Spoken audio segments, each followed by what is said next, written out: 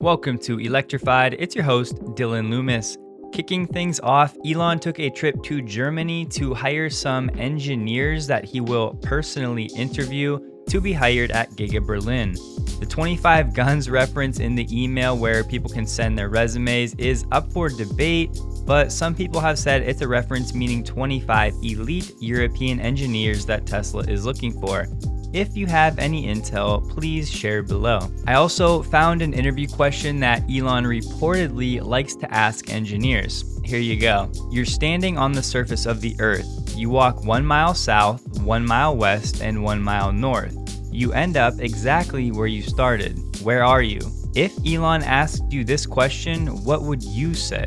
Next up, Volkswagen CEO Herbert Diess dropped some wisdom on the industry saying, quote, "This is the most important race and decisive point for our industry in the next 5 to 10 years. We think we can do it. We have software skills and we are ramping fast," end quote. He was, of course, talking about the existential electrification race. He added, quote, "Governments will play a huge role by setting policies to influence consumer choices. For many people, it will be difficult to decide against an electric car. Even the ultra-luxury Bentley brand will become electric within 4 to 5 years." End quote. If you've been wondering about Starlink's performance in the rain, we get an anecdote from Mondaris on Reddit that should help to inspire confidence with this service. Their dish was sitting in their yard and not yet properly mounted. But as you can see, it is still working well even in the rain. So one of our favorite Tesla bears, Mr. David Einhorn, reported his company's earnings this morning.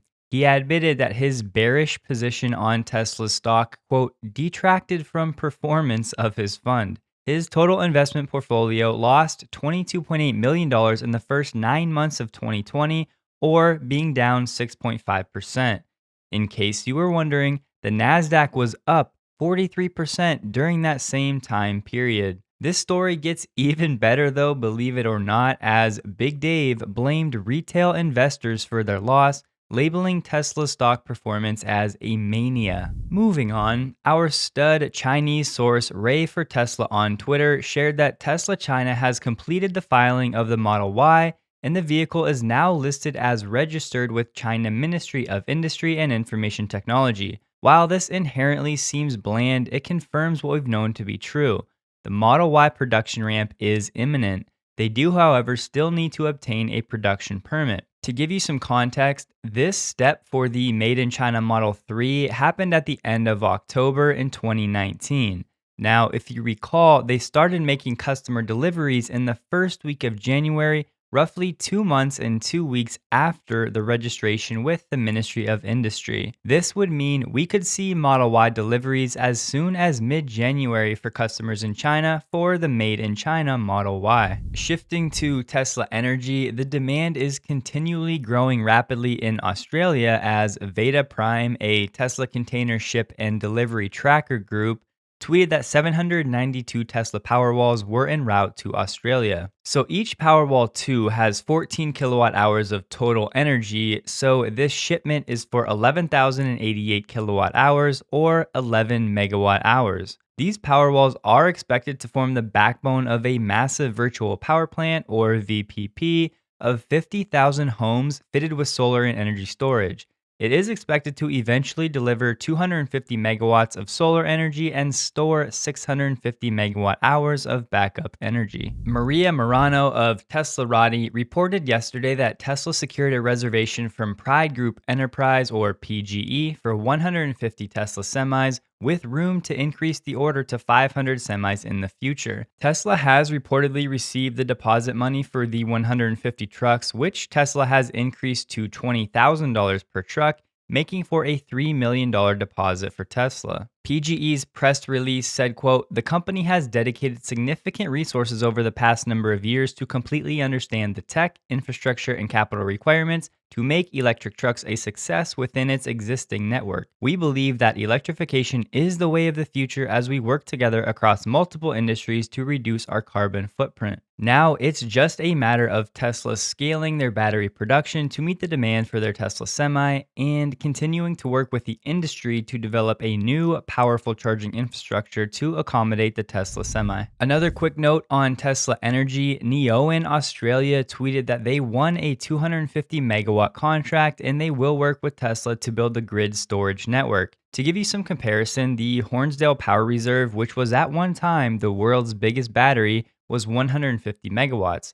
Tesla deployed 759 megawatt hours of storage in Q3 2020. But listen to this is pretty incredible. At Battery Day, Elon said Tesla aimed to make 1,500 gigawatt hours of energy storage products annually in 2030. That is 4,110 megawatt hours per day. In other words, 9.1 of these 450 megawatt hour projects every day.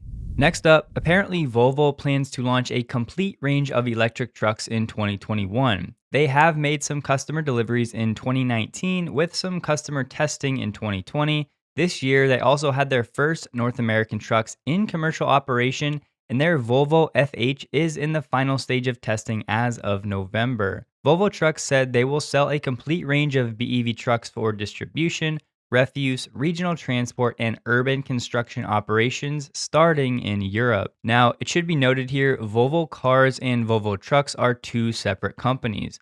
Unfortunately, there are not many reliable details on range or cost, as this was more of an advertisement and announcement, but the takeaway is that Tesla is definitely not the only company looking to electrify heavy-duty trucking. To wrap up today's episode, I want to mention the 2022 Audi e-tron GT. Now, before you roll your eyes that I'm talking about a car 2 years away, I think this car could be sick as it's the sporty flagship of the electrification strategy at Audi. We won't get too many details until 2021, and we should expect modest performance in the 0 to 60 of around 3.5 seconds. So I don't really have expectations for this car to compete well on range or performance, but I do love the low, wide, aggressive stance, and I'm looking forward to learning more about this car. Whether you like it or not everyone looking to go electric will want a Tesla, and we do still need more options even in the premium segment, and I really think this car could play a small role in that. But that's going to wrap it up for today's episode. Thank you for watching. Please take a moment to like the video if you did. Consider subscribing for more Tesla content, and I look forward to seeing you in the next video. Have a great day.